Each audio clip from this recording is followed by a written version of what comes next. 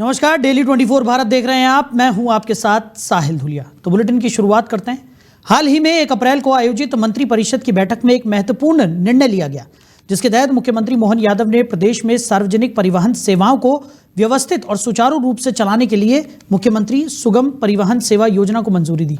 इस योजना का उद्देश्य प्रदेश के नागरिकों को सुरक्षित, सुविधाजनक और आधुनिक तकनीक से सुसज्जित बस सेवाएं उपलब्ध कराना है।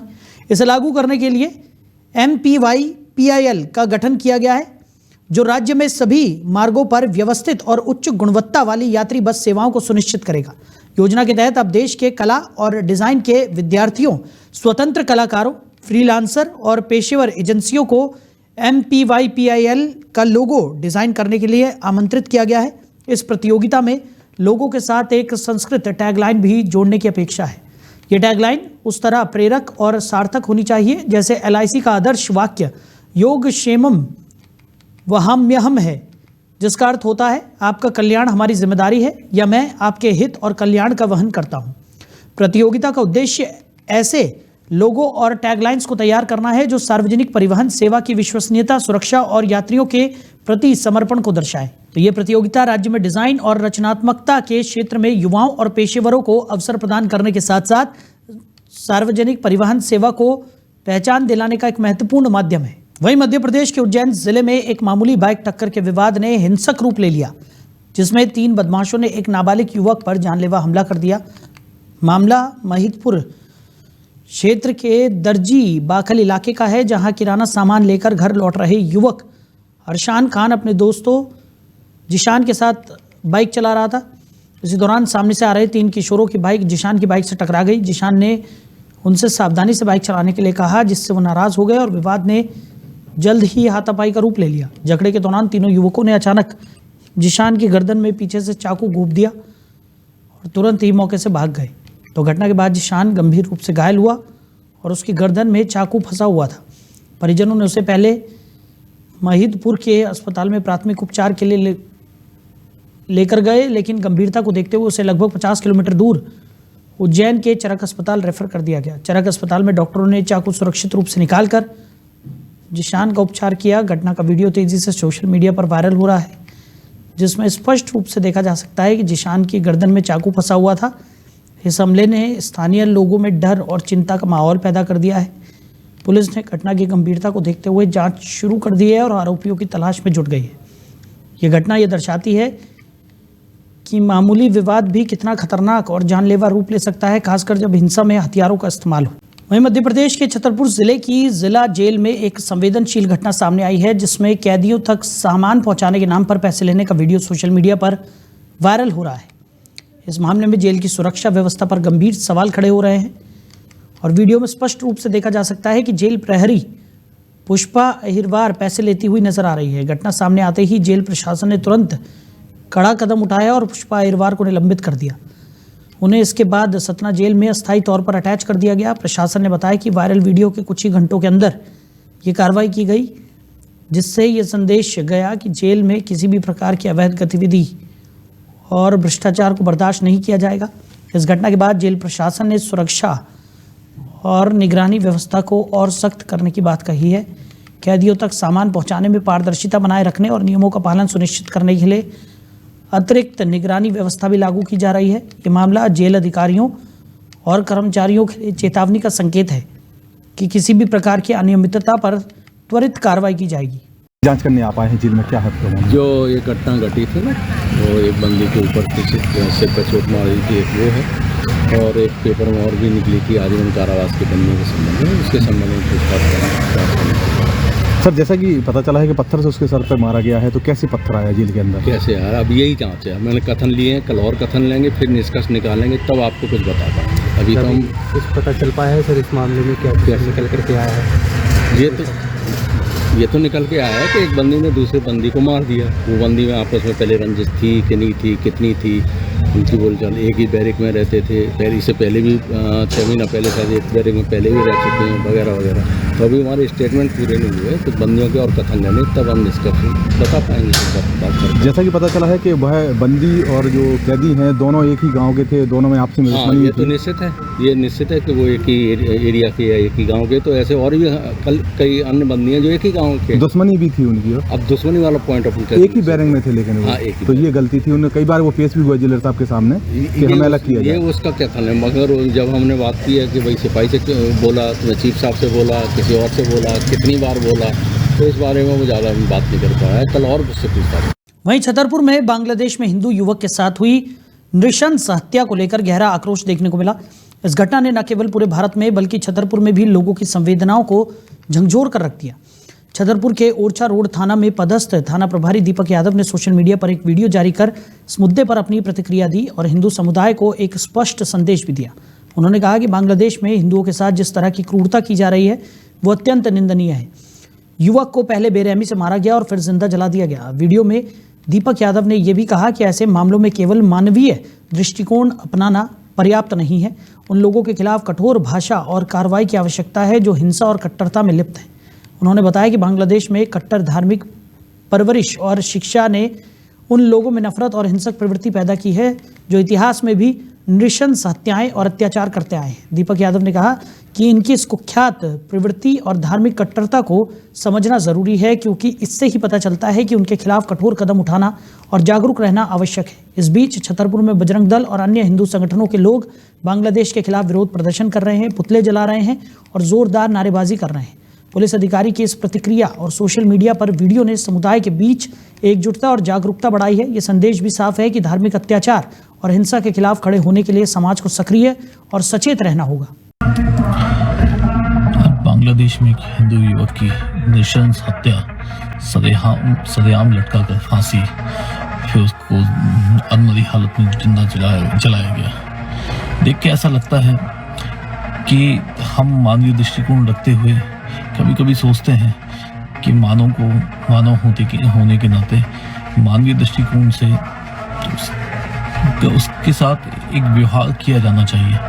लेकिन ये भी सत्य है जो जानवरी अमानवीय प्रवृत्ति के जानवरों जैसा जिनका हिंसक जानवरों जैसा जिनका आचरण है उनके साथ उन्हीं की भाषा में और उसी तरीके से बात की जानी चाहिए। शायद तब इनकी बुद्धि खुलेगी। हालांकि बुद्धि खुलने का भी विषय नहीं है। जो धार्मिक व्यवस्था में इनको जो पढ़ाया जा रहा है, जो इनकी शिक्षा है, जो इनकी परवरिश है, वो इस कदर धार्मिक कट्टरता पर आधारित है कि आप इनसे मानवीय दृष्टिकोण की, मानवीय गरिमाओं की, मानवीय नैतिक मूल्यों की आप अपेक्षा नहीं कर सकते। इनके प्रति जो नफरत इस देश में या विश्व के तमाम कोनों में फैली हुई है वो गलत नहीं है। इन्होंने इतिहास में भी ऐसे ही नृशंस हत्याएं, ऐसे ही दुराचार, ऐसा ही व्यवहार तात्कालिक समाज के साथ किया। उसके बाद भी हम कुछ सीखे नहीं। बहुत बड़ा वर्ग इनके दबाव, इनके डर, इनकी दहशत के कारण धर्मांतरित हुआ, उन्हें स्वीकार किया। उन्हीं के जैसा जो धर्मांतरित हुए वो भी अपने आप को मान रहे हैं कि हम मुस्लिम हैं। लेकिन अगर वो भी अपना इतिहास 300-400 साल पहले का अगर कोई जानता होगा या देखा होगा तो निश्चित रूप से उनकी भी जो मर्यादाएं होंगी, उनकी भी जो परिवार के लोग होंगे, उनकी भी जो माँ बहनें होंगी, उनके साथ भी वही व्यवहार किया गया होगा जो आज एक हिंदू युवक के साथ बांग्लादेश में किया गया। वहीं छत्तीसगढ़ के नरियावली थानांतर्गत ग्राम चादामऊ में 4 दिसंबर की रात हुई आगजनी की घटना को मानव अधिकार और सामाजिक न्याय आयोग ने गंभीरता से संज्ञान में लिया है। इस मामले में 2 मासूम बच्चों की इलाज के दौरान मौत हो गई थी, जबकि एक बच्ची गंभीर स्थिति में अस्पताल में जीवन और मृत्यु के बीच झूल रही है। घटना की प्रारंभिक जानकारी के अनुसार गांव का रहने वाला फहीम खान कथित तौर पर इस आगजनी का मुख्य आरोपी है। एक युवती ने खिड़की से उसे घर में आग लगाते हुए देखा था और मानव अधिकार आयोग की टीम ने घटनास्थल का मुआयना भी किया और पाया कि आग योजनाबद्ध तरीके से ऊपर से लगाई गई थी। निरीक्षण में यह भी सामने आया कि घटना के समय स्कूटी को आग लगाने का माध्यम बताया गया था, लेकिन पुरानी और लंबे समय से खड़ी स्कूटी से इतनी भयंकर आग लगना संभव नहीं था। घटना वाली दीवार पर ज्वलनशील पदार्थ या जलने के निशान नहीं पाए गए, जिससे स्पष्ट हुआ कि आग सिर्फ एक साधारण दुर्घटना नहीं बल्कि साजिशन लगाई गई थी। मानव अधिकार आयोग ने यह भी देखा कि पुलिस इस मामले को दबाने में सक्रिय रही। नरियावली थाना प्रभारी और जरुआ खेड़ा पुलिस प्रभारी ने अलग अलग जांच की, लेकिन फहीम खान की गिरफ्तारी और कस्टडी के मामले में असंगत जानकारी दी। चौकी में जाकर टीम ने पाया ना तो फहीम खान मौजूद था, ना ही कोई एफआईआर या डायरी दर्ज थी। मानवाधिकार आयोग ने स्पष्ट शब्दों में कहा कि यह मामला पुलिस द्वारा दबाने का प्रयास है और आगजनी एक योजनाबद्ध अपराध है। मानवाधिकार और सामाजिक न्याय आयोग की टीम में जिला अध्यक्ष ब्रजेश श्रीवास्तव, प्रदेश महिला विंग के प्रभारी सुनील दुबे, जिला महासचिव इंदु वैद्य और जिला महिला प्रतिनिधि अर्चना तिवारी शामिल थे। टीम ने घटनास्थल का निरीक्षण कर सभी साक्षियों और गवाहों के बयान दर्ज किए ताकि इस गंभीर और संवेदनशील मामले में न्याय सुनिश्चित किया जा सके और दोषियों के खिलाफ कड़ी कार्रवाई की जा सके। जो कहा गया था कि तसला में आग लगी हुई थी, लेकिन तसला वहाँ मौके पर मौजूद ही नहीं है। और जो स्कूटी की बात की है, वो स्कूटी बहुत पुरानी थी, ना उसमें पेट्रोल था ना उसमें बैटरी पाई गई। वो तो बहुत पुरानी स्कूटी रखी गई थी, इसलिए ये जो कहानी बनाई गई कि तसले में आग लगी है, तो तसले से स्कूटी में, स्कूटी से ऊपर, लेकिन स्कूटी बाहर खड़ी होने के बाद भी कैसे आग लग सकती है। जलने के बाद फिर बाहर बैठे पाए गए हैं, तो उसके बाद पड़ोसी जो उनके हैं, सब उनके यहाँ बच्चों को भेजा गया है, फिर कोई उनको हॉस्पिटल लेके गया है। सबके जो स्टेटमेंट है वो भिन्न है। किसी ने बोला कि हमने पूछताछ करके छोड़ दिया है, किसी ने बोला नहीं वो कस्टडी में है। जब देखा गया तो वो कस्टडी में नहीं है, फिर उनसे पूछा गया, उन्होंने बोला डीओपी राहतगढ़ में है, वो वहाँ कस्टडी में है। तो ये तो सब घुमाने वाली बातें हो रही हैं। कुल मिला के जो घटनाक्रम है उस पर पर्दा डालने की कोशिश की जा रही है, तो उस मामले को दबाया जा रहा है। जांच में अलग अलग बयान पाए गए। इसमें नरियावली थाना के बयान अलग हैं और पुलिस चौकी इंचार्ज के अलग बयान हैं और वहाँ गांव में जाकर के अलग बयान पाए गए। तो घटना इससे स्पष्ट होता है कि आग ऊपर से लगाई गई है और आग में ये पाया गया कि दरवाजे बाहर से बंद थे, जैसा कि गांव वालों ने सभी ने बोला, क्योंकि ऊपर से ही आग पाई गई दिखी और वहाँ पर पूरे उसके साक्ष्य हैं और आग पहले से प्री प्लान से लगाई गई है और इसमें पूरी घटना स्पष्ट होती है। और बाकी ये सब घुमा रहे हैं क्योंकि ये बोल रहे हैं कि पहले कि हमारी पुलिस कस्टडी में है फहीम खान, और यहाँ जब आए तो यहाँ फहीम खान नहीं मिला, और अब ये कह रहे हैं कि राहतगढ़ में है। वहीं भोपाल में क्रिसमस और नए साल के त्योहार को ध्यान में रखते हुए पुलिस ने सुरक्षा इंतजाम और कड़े कर दिए हैं। शहर में शांति और कानून व्यवस्था बनाए रखने के लिए पुलिस ने विशेष सतर्कता बरतना शुरू कर दिया है और किसी भी आपराधिक गतिविधि को रोकने के लिए लगातार कार्रवाई कर रही है। इस दौरान शहर के अलग अलग थाना क्षेत्रों में वाहन चेकिंग अभियान भी चलाया गया है, जिसमें विशेष रूप से 4 पहिया वाहनों की जांच की जा रही है। पुलिस की नज़र संदिग्ध व्यक्तियों, पुराने अपराधियों और किसी भी तरह की असामान्य गतिविधियों पर भी कड़ाई से बनी हुई है। अभियान के दौरान अपराधियों को पकड़ने के साथ ही नियमों का उल्लंघन करने वाले लोगों के खिलाफ मौके पर ही कार्रवाई की जा रही है। पुलिस अधिकारियों ने बताया कि अभियान त्योहारों तक लगातार जारी रहेगा ताकि भोपाल के नागरिकों को सुरक्षित और शांतिपूर्ण वातावरण मिल सके और किसी भी तरह की आपराधिक घटना या अव्यवस्था को समय रहते रोका जा सके। वहीं छतरपुर में खुजराहो के गौतम रिजॉर्ट होटल में हुई होटल कर्मचारियों की मौत के मामले में पुलिस जांच में चौंकाने वाला खुलासा किया गया है। पुलिस की फॉरेंसिक लैब की रिपोर्ट में ये पुष्टि हुई है कि मृतकों के शरीर में जहर का प्रभाव पाया गया। जांच में पता चला कि जहर मोनोक्रोटोफास नामक कीटनाशक रासायनिक यौगिक के कारण था। प्रारंभिक जानकारी के अनुसार होटल के स्टोर में रखी गई फास्किल नामक कीटनाशक दवा की शीशी से आटे की बोरी में रिसाव हुआ था। इस दूषित आटे के सेवन से रोटी बनते समय जहर भोजन में मिल गया, जिससे होटल के कर्मचारियों में 11 लोग गंभीर रूप से प्रभावित हुए और 5 कर्मचारियों की मौत भी हो गई। घटना के बाद होटल के कर्मचारियों और उनके परिजनों में भारी चिंता और आक्रोश फैल गया। जांच रिपोर्ट के सामने आने के बाद होटल प्रबंधन के खिलाफ कड़े कानूनी कदम उठाए जाने की संभावना है और होटल प्रशासन पर सख्त कार्रवाई की जाएगी।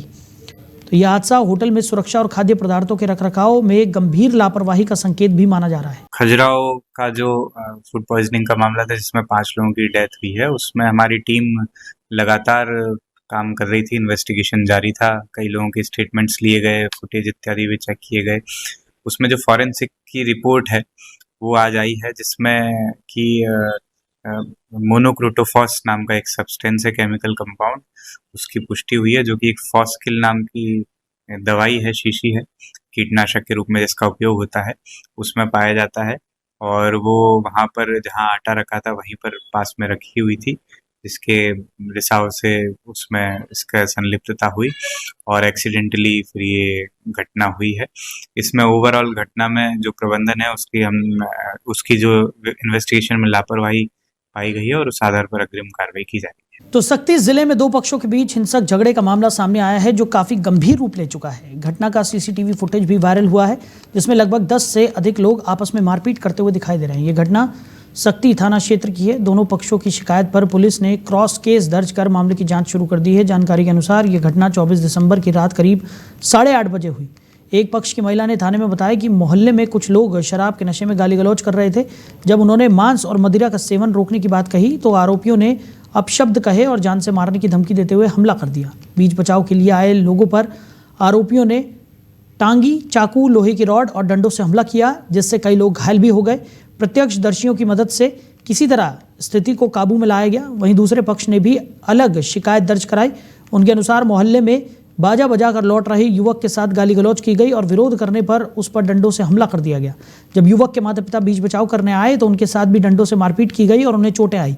इस घटना को भी मोहल्ले के लोग देख रहे थे और उन्होंने बीच बचाव कर स्थिति को संभालने की कोशिश की। पुलिस ने दोनों पक्षों की शिकायतों के आधार पर मारपीट, धमकी और गाली गलौज के आरोपों में केस दर्ज कर लिया है। घटना के सीसीटीवी फुटेज की मदद से आरोपियों की पहचान की जा रही है। पुलिस ने साफ किया है कि जांच पूरी होने के बाद दोषियों के खिलाफ सख्त कार्रवाई की जाएगी। उधर सक्ती के पिरदा गांव में ओवरलोड राखड़ हाईवा को लेकर ग्रामीणों में गहरी नाराजगी देखने को मिली है। ग्रामीणों का आरोप है कि दिन रात गांव से गुजरने वाली भारी भरकम गाड़ियों के कारण उनकी सड़कों की स्थिति लगातार खराब हो रही है और हादसे का खतरा बढ़ गया है। इसके अलावा लगातार भारी वाहनों के गुजरने से ग्रामीणों में डर का माहौल बन गया है और लोग अपने बच्चों और वृद्धजनों की सुरक्षा को लेकर चिंतित हैं। ग्रामीणों ने प्रशासन से अपील की है कि ओवरलोड राकड़ गाड़ियों को गांव के बीच से हटाकर किसी अन्य सुरक्षित मार्ग से ले जाया जाए। उन्होंने इस मुद्दे पर तुरंत कार्रवाई की मांग की है ताकि गांव में सुरक्षित और सुचारू परिवहन व्यवस्था बनी रह सके। वहीं छत्तीसगढ़ के बीजापुर जिले में इस समय धान खरीदी का कार्य जारी है और किसानों का कहना है कि अब उनके भुगतान में पहले की तुलना में काफ़ी सुधार हुआ है। पहले वर्षों में उन्हें अपनी फसल की बिक्री के पैसे मिलने में लंबा समय लगता था, लेकिन अब खरीदी के केवल 3 दिन के अंदर ही भुगतान उनके बैंक खातों में ट्रांसफर कर दिया जा रहा है। इससे किसानों को अपनी ज़रूरत के समय वित्तीय सहायता मिल रही है और उनकी आर्थिक स्थिति में सुधार हुआ है। धान खरीदी केंद्र के प्रबंधक ने बताया कि फसल का भुगतान समय पर करने के पीछे कई व्यवस्थागत कारण है। खरीदी के बाद केंद्र को भुगतान उठाने में समय लगता है क्योंकि लाखों रुपए की लागत से खरीदी होती है। इसके अलावा बारिश और मौसमी परिस्थितियों के कारण कई बार धान की गुणवत्ता या भंडारण पर नुकसान हो जाता है, जिससे सरकार को हर साल आर्थिक नुकसान उठाना पड़ता है। इसलिए अब प्रयास किया जा रहा है कि भुगतान प्रक्रिया तेज हो और किसानों को उनकी मेहनत का सही मूल्य समय पर मिल सके। डबल इंजन की सरकार में धान जैसे ही किसान बेचता है पेमेंट तुरंत मिलता है या नहीं मिलता है, इन्हीं ग्रामीणों से जानते हैं। दादा क्या नाम है आपका? रामचंद्र मेरा नाम। धान बेचने के बाद पेमेंट तुरंत 3 दिन के अंदर में कर रहा है। पहले होता था आप लोग के जमाने में? पहले ऐसा नहीं होता था, लेकिन अभी हो रहा है। अभी हो रहा है। अच्छा, आप कौन सा गाँव के हो? मैं पुसगुड़ी है। पुसगुड़ी यहाँ से कितने किलोमीटर? यहाँ से मतलब 5-6 किलोमीटर हुआ। अच्छा, आने वाले साल में और कैसा होना चाहिए आप लोगों? मतलब अभी हो रहा है कम से कम 10-15 साल से, मतलब ऐसे हो रहा है। ऐसे हो रहा है। धान ठीक हुआ इस बार? इस साल थोड़ा सा मतलब बारिश ज्यादा हो गया, थोड़ा कम। अच्छा, पिछले धान सही नहीं हो पाया? हाँ, पिछले साल थोड़ा हुआ था।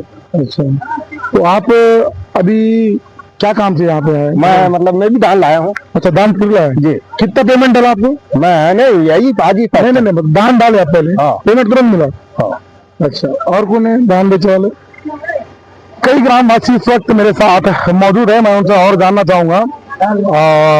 दादा कौन से गाँव के हो? कोली का। अच्छा, धान बेचे हो जी? पैसा तुरंत मिला है? तुरंत मिला। पहले मिलता था आप लोग के जमाने में ऐसा?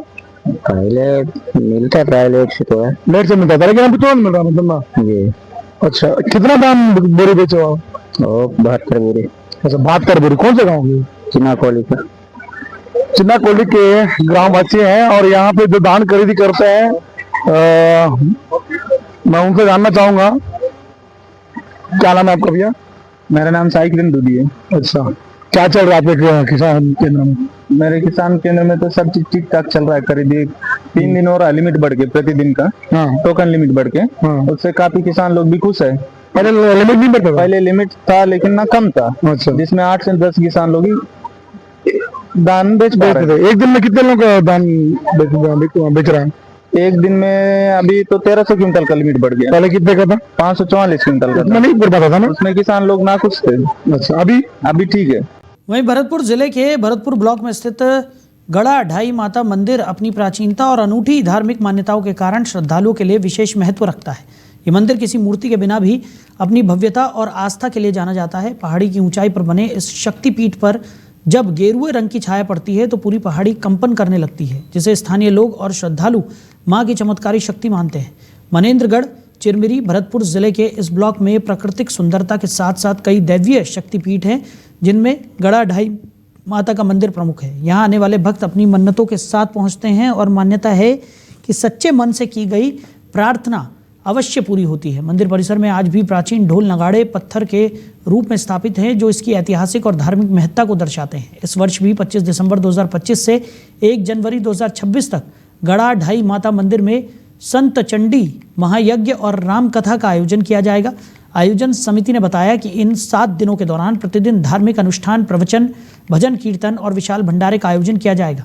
इस भव्य आयोजन में बड़ी संख्या में श्रद्धालुओं के शामिल होने की संभावना है। मंदिर परिसर तक पहुंचने के लिए भक्तों को पहाड़ी की चढ़ाई करनी होती है, जो लगभग 500 मीटर ऊंची है।